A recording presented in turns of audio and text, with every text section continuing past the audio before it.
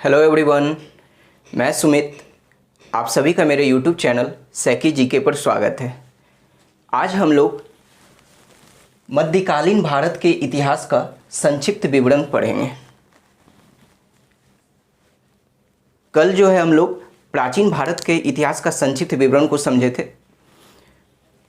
तो जो भी स्टूडेंट उस वीडियो को नहीं देखें तो पहले उस वीडियो को देख लीजिए, ताकि इसे समझना जो है आसान हो जाएगा। तो चलते हम लोग पॉइंट को समझते हैं, ठीक है। तो मध्यकालीन भारत के इतिहास का संक्षिप्त विवरण, आप इसका ईस्वी देख रहे होंगे कि 712 ईस्वी से लेकर 1707 ईस्वी तक के काल को मध्यकालीन भारत का इतिहास बोला गया है। तो हम लोग मध्यकालीन भारत के इतिहास को यानी मेडिवल हिस्ट्री को इसको समझने के लिए जो है हम इसे 3 भाग में जो है मतलब कि विभाजित किए।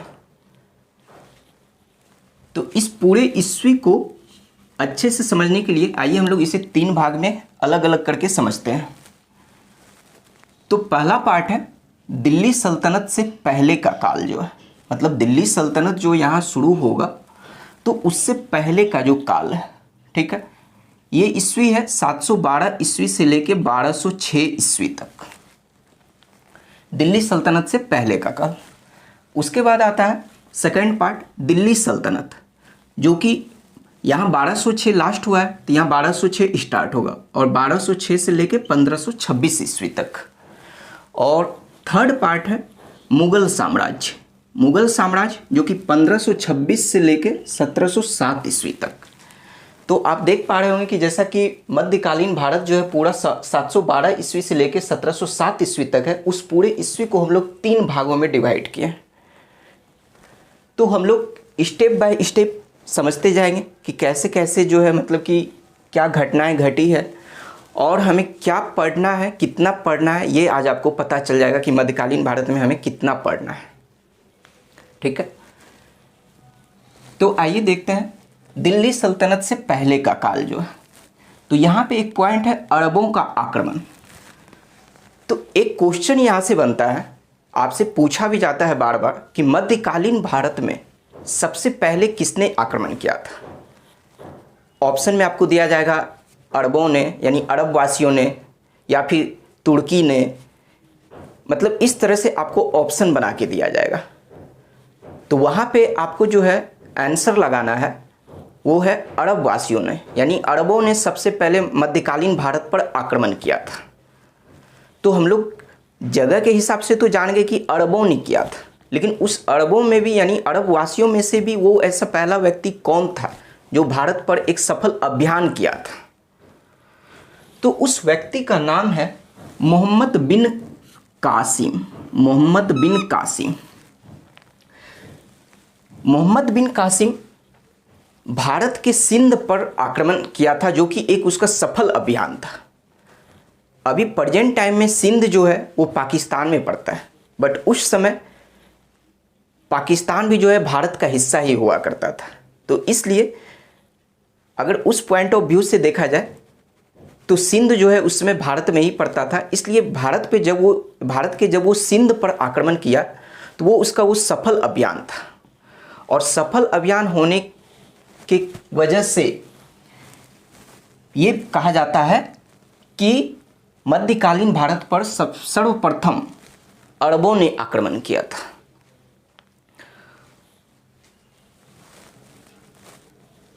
और इसी आक्रमण के साथ साथ भारत में इस्लाम धर्म का आगमन हो गया। ये बात मैंने कल के भी वीडियो में बताया था, ठीक है। तो हम लोग देखते हैं point two point, point by point, कि अरबों का आक्रमण में जिसमें सर्वप्रथम जो है मोहम्मद बिन कासिम, तो इसके अभियान को हम लोग समझते हैं कि जो कि ये 712 ईस्वी में जो है ये देवल पे अभियान किया, निरूल पे अभियान किया, सेहवान, रावण का युद्ध, फिर ये चारों जगह जो 712 ईस्वी में जो है मतलब कि इसका अभियान था जो है। बट जब ये भारत से अपना देश जो है वापस मतलब कि अरब कंट्री जब ये लौट रहा था, तो लौटने के क्रम में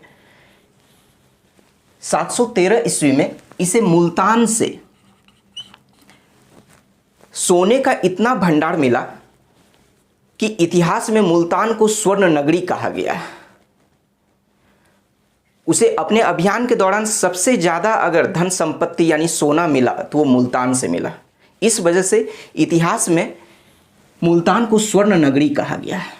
ठीक है, तो अब बात करते हैं कि जब अरबों ने आक्रमण किया था, अरब वासियों ने जब आक्रमण किया था तो इसका प्रभाव क्या पड़ा, मतलब हमारे भारत पर इसका क्या प्रभाव पड़ा, यानी अरब वासियों से भारतीय कितने प्रभावित हुए और भारत के लोगों से अरब वासी कितने प्रभावित हुए। जब भी मान लीजिए कोई दो लोग, अगर मान लीजिए कि हम और आप मिलते हैं तो आप में कुछ बातें ऐसी होगी जिससे हम आपसे प्रभावित हो जाएंगे और मेरे में कुछ बातें ऐसी होगी जिससे आप प्रभावित होइएगा। तो बातें वही है कि जब अरब वासियों ने जब भारत पर आक्रमण किया था तो दोनों एक दूसरे से किस रूप में प्रभावित हुए। तो आइए हम लोग उसी प्रभाव को समझने का कोशिश करते हैं।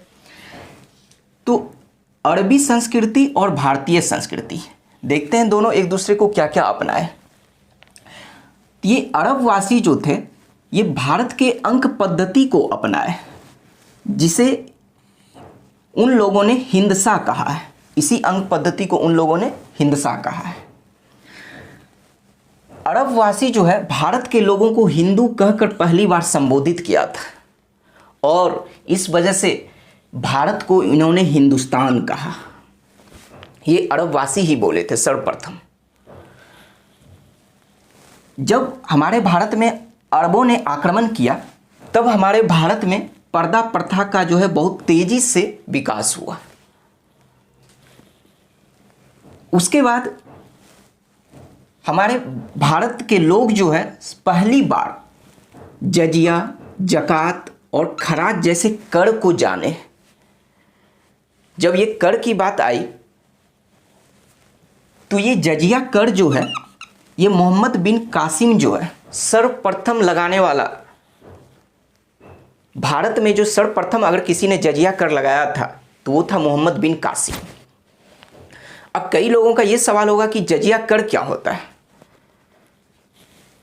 तो जजिया और जकात ये दोनों कर जो है एक धार्मिक कर है। जजिया कर वो है जो मुस्लिम को छोड़कर अन्य जितने भी धर्म बचते हैं उन सभी से जो धार्मिक कर लिया जाता था उन्हें जजिया कर कहते थे। फिर आती है जकात।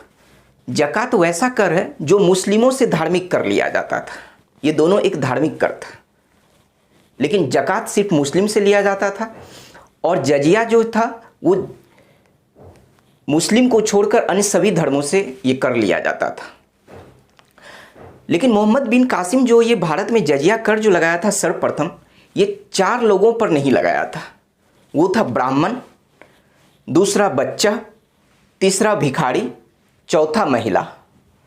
अब जब जजिया कर की बात आती है तो यहाँ से आपको टोटल 4 क्वेश्चन पूछा जाता है। एक तो क्वेश्चन जो अभी मैंने बताया, सेकंड क्वेश्चन कि ऐसा कौन सा सुल्तान था जो ब्राह्मण पर भी जजिया कर लगाया था, तो वो था फिरोज शाह तुगलक।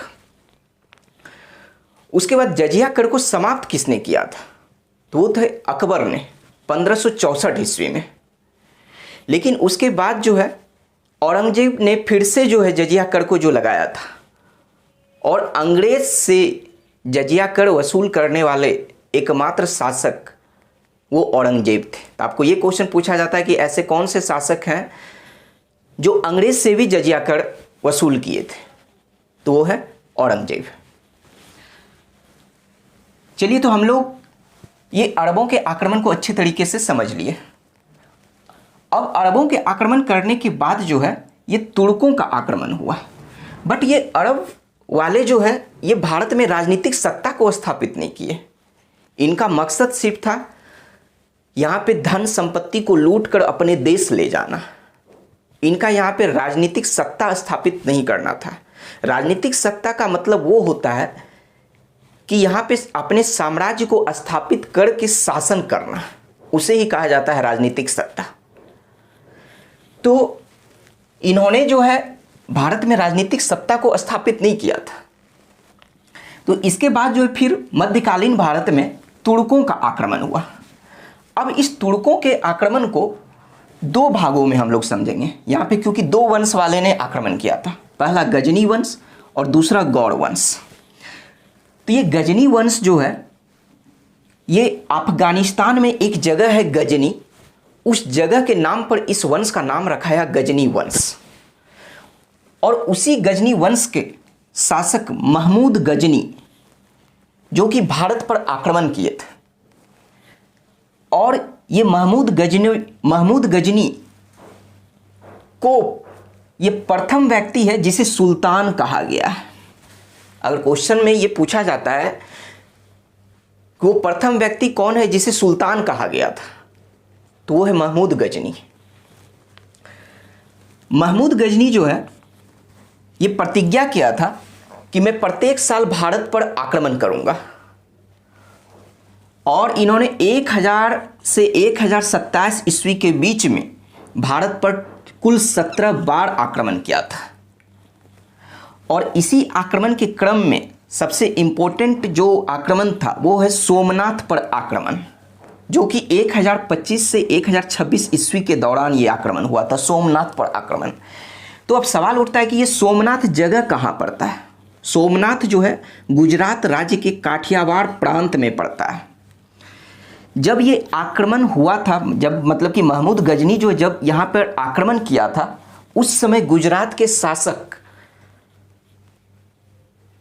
चालुक्य सोलंकी वंश के राजा भीम प्रथम थे।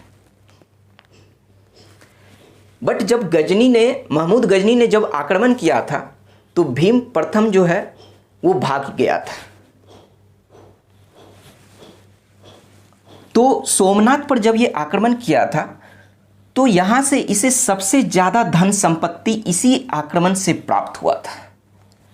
जिस तरह से मोहम्मद बिन कासिम को सबसे अधिक मुल्तान से धन संपत्ति प्राप्त हुआ था, उसी तरीके से महमूद गजनी को सोमनाथ से जो है सबसे अधिक धन संपत्ति मिला था।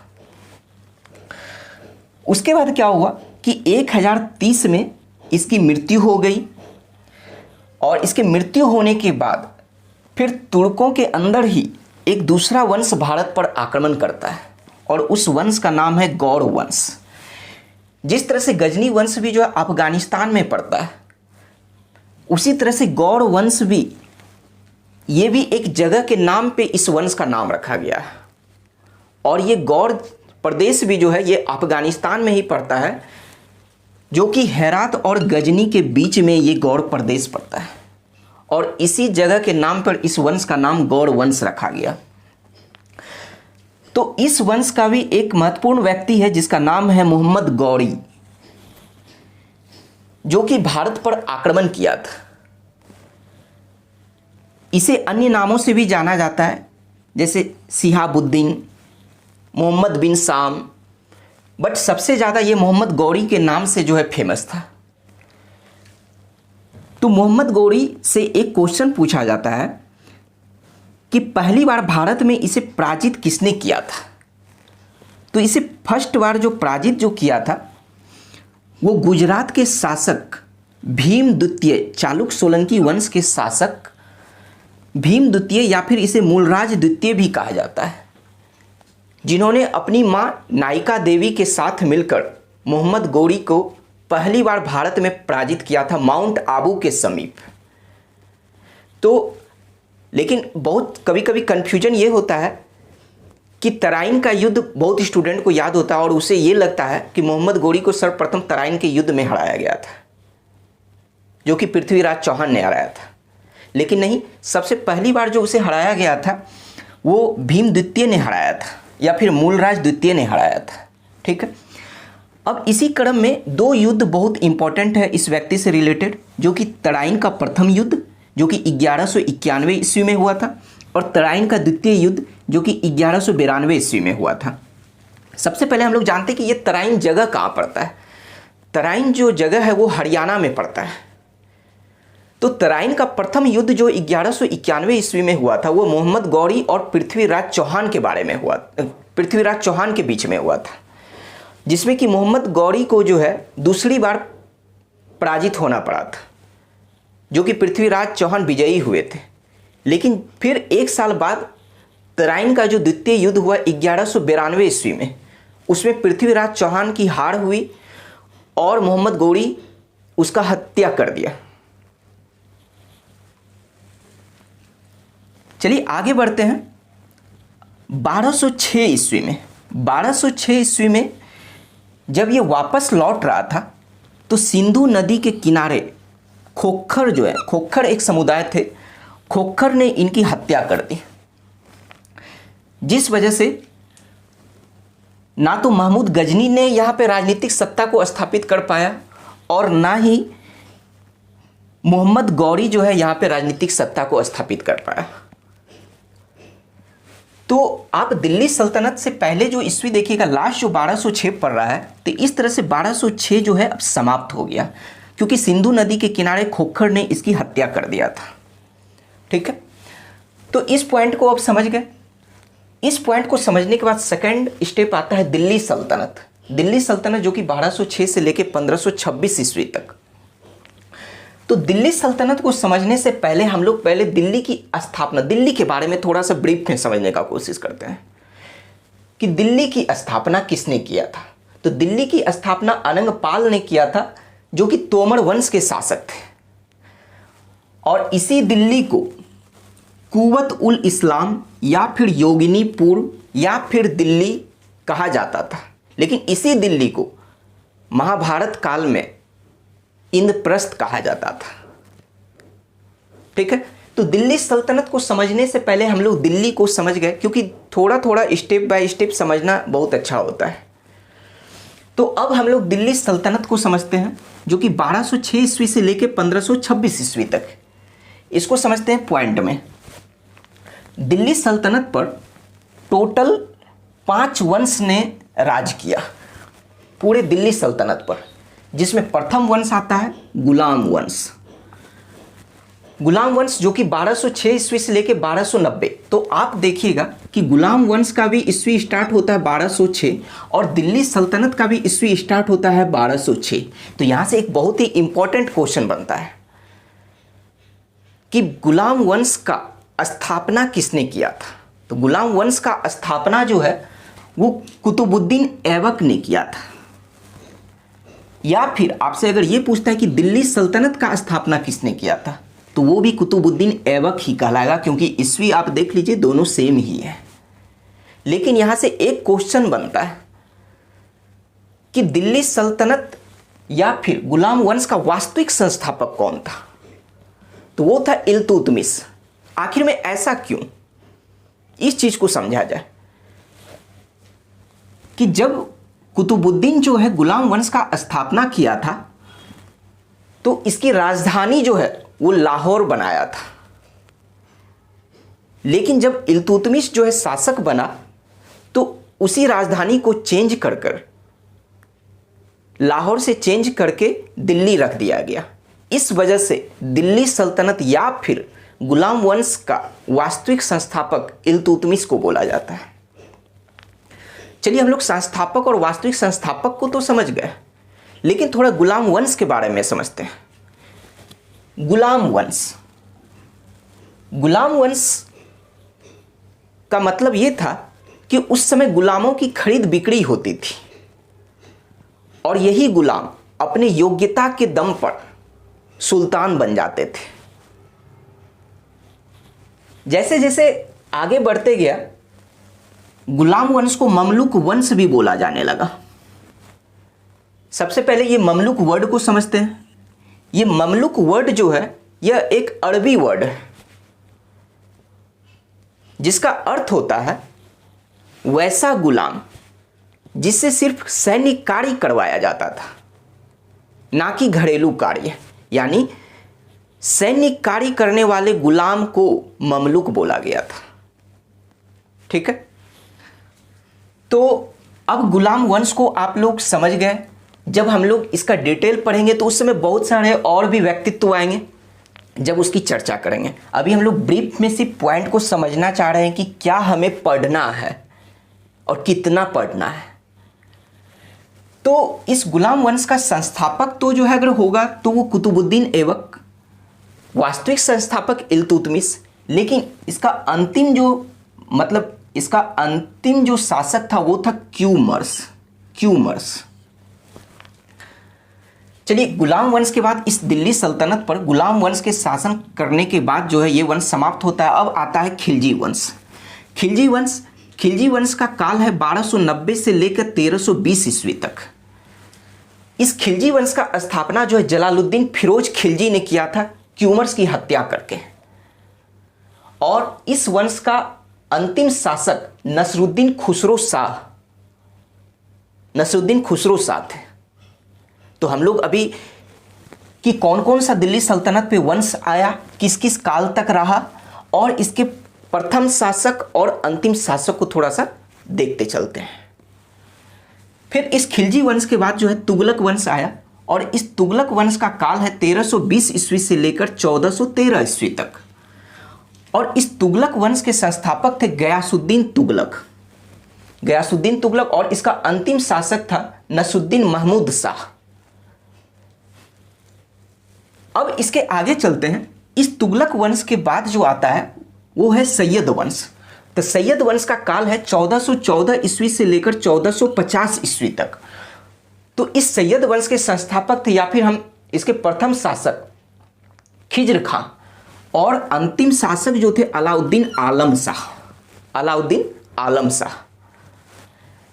अब दिल्ली सल्तनत पे राज करने वाला अंतिम वंश जो था वो था लोदी वंश, जिसका काल है 1451 ईस्वी से लेकर 1526 ईस्वी तक, जिसके प्रथम शासक थे बहलोल लोदी और अंतिम शासक थे इब्राहिम लोदी। तो आप इस तरह से देखे होंगे कि दिल्ली सल्तनत पर राज करने वाला ये 5 वंश था। तो अब इसी राज से मतलब साम्राज्य जो इन्होंने स्थापित किया था, अब इसी से पता चलता है कि भारत में यानी मध्यकालीन भारत में सर्वप्रथम जिन्होंने राजनीतिक सत्ता को स्थापित किया था वो था तुर्कों ने किया था। अब कैसे? तो ये जो कुतुबुद्दीन ऐबक जो था ये मोहम्मद गौरी का गुलाम था, और मोहम्मद गौरी जो थे यह एक तुर्की थे। तो मोहम्मद गौरी ने तो जो है राजनीतिक सत्ता को स्थापित नहीं किया, राजनीतिक सत्ता को स्थापित किया था कुतुबुद्दीन ऐबक ने। लेकिन अगर वंश के या फिर जगह के हिसाब से बोला जाए कि मध्यकालीन भारत में सर्वप्रथम राजनीतिक सत्ता किसने स्थापित किया, तो वो था तुर्कों ने। तो आपको ये बात ध्यान रखना है कि कभी भी आप अरबी नहीं लगाइएगा। अरबी ने सिर्फ आक्रमण किया था, बट यहाँ राजनीतिक सत्ता स्थापित नहीं किया था। राजनीतिक सत्ता जो है वो तुर्कों ने स्थापित किया था, और उसका नाम था कुतुबुद्दीन ऐबक। तो चलिए आप देख लिए कि दिल्ली सल्तनत पर 1206 से लेकर 1526 ईस्वी तक जो है ये 5 वंश मिलकर जो है ये शासन किए थे। और इस 1526 से लेकर 1707 ईस्वी तक फिर मुगल साम्राज्य जो है मतलब कि ये मध्यकालीन भारत में जो है ये शासन करेगा। लेकिन उससे पहले हम लोगों के पास एक पॉइंट है समझने को कि ये जो तुगलक वंश है, और तुगलक वंश में जो कि 1320 से 1413 ईस्वी तक यहाँ पे एक व्यक्ति है गयासुद्दीन तुगलक के बाद जो एक व्यक्तित्व का नाम आएगा वो है मोहम्मद बिन तुगलक। हम लोग जब डिटेल में पढ़ेंगे तो वहाँ समझेंगे अच्छे से, लेकिन अभी थोड़ा सा समझिए कि मोहम्मद बिन तुगलक भी जो है इस वंश का शासक था। और मोहम्मद बिन तुगलक के समय में ही दक्षिण भारत में, भारत को अगर हम 2 भाग में डिवाइड करते हैं, एक उत्तर भारत और एक दक्षिण भारत, तो इसी वंश के जो शासक थे मोहम्मद बिन तुगलक, उसी के समय में दक्षिण भारत में 2 साम्राज्य का उदय हुआ था। और उस साम्राज्य का नाम था एक विजयनगर साम्राज्य और दूसरा था बहमनी साम्राज्य।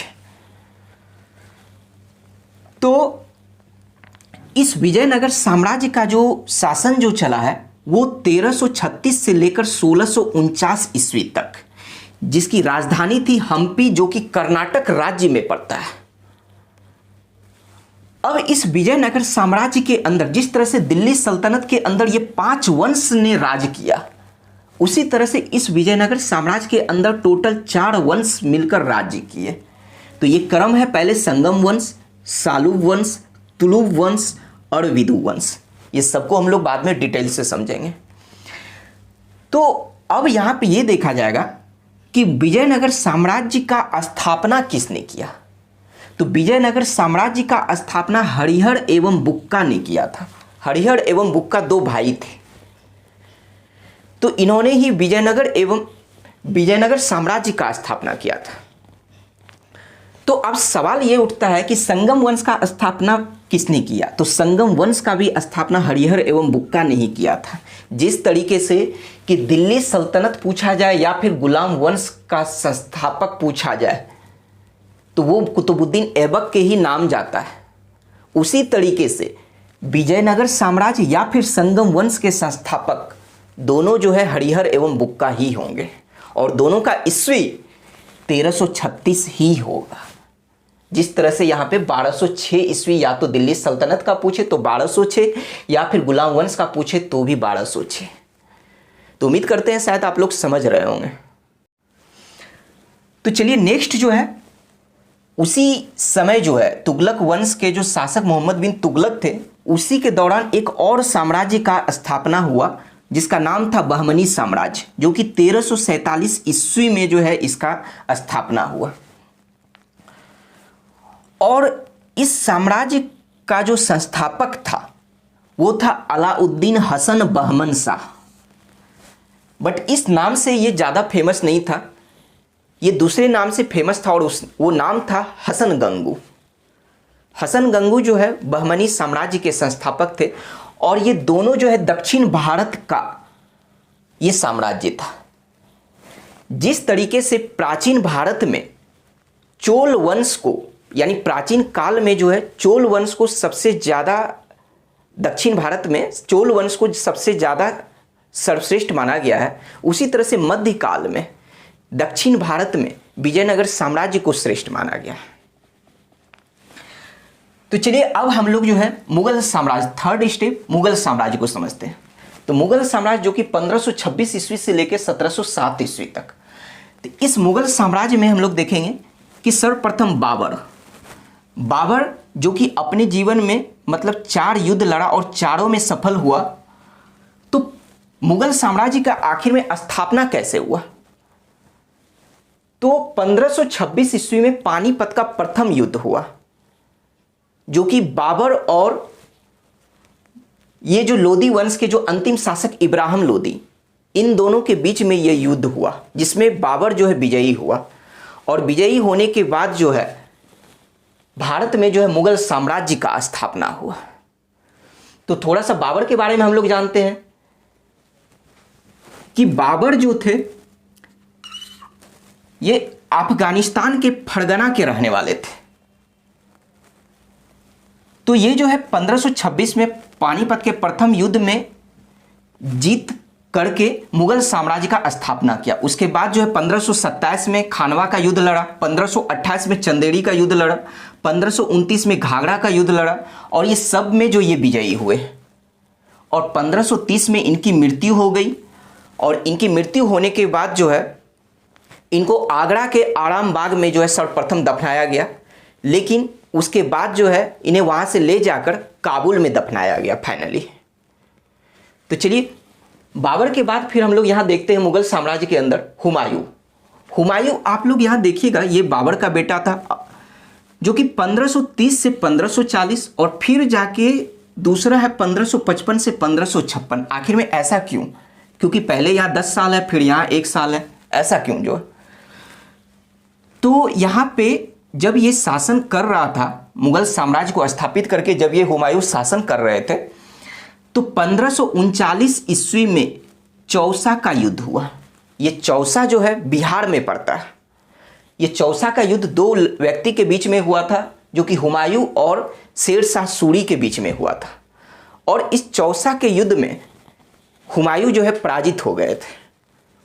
उसके बाद जो है फिर अगले साल ही 1540 ईस्वी में कन्नौज का युद्ध या फिर बिलग्राम का युद्ध, और ये कन्नौज या फिर बिलग्राम जो है ये उत्तर प्रदेश में पड़ता है। और ये युद्ध भी इसी 2 व्यक्ति के बीच में हुआ, हुमायूं और शेर शाह सूरी के बीच में, और हुमायूं फिर से पराजित हो गया। और इस बार पराजित होने के बाद जो है हुमायूं को भारत छोड़ना पड़ा। तो भारत छोड़ने के साथ ही मुगल साम्राज्य का बीच में समाप्ति हो गई और सूर्यवंश का स्थापना हुआ भारत में। और इस सूर्यवंश के संस्थापक थे शेर शाह सूरी। तो शेर शाह सूरी जो है सूर्यवंश का संस्थापक कहलाए। और जैसे जैसे फिर जो है आगे बढ़ता गया तो 1555 ईस्वी में एक फिर से युद्ध होता है और उस युद्ध का नाम है सरहिंद का युद्ध।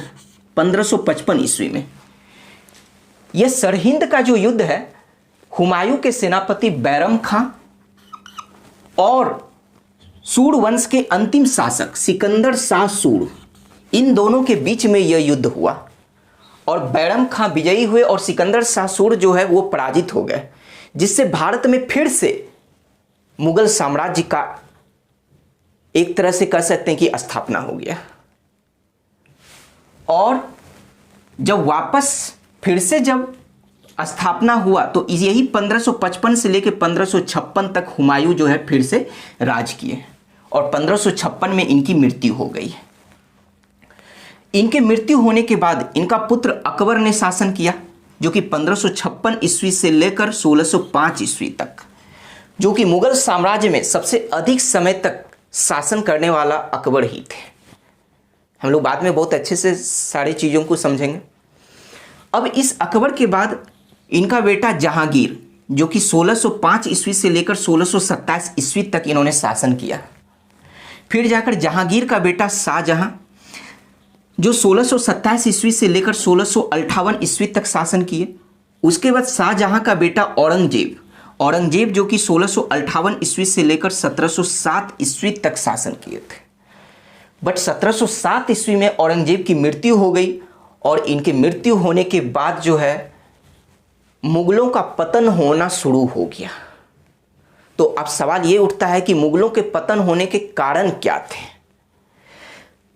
तो मुगल का जो पतन होने का जो कारण था, धीरे धीरे अयोग्य उत्तराधिकार होने लगा। अयोग्य उत्तराधिकार होने का मतलब कि औरंगजेब की मृत्यु के बाद जो भी शासक आए वो शासन करने के उतने लायक नहीं थे। अयोग्य का मतलब यही होता है।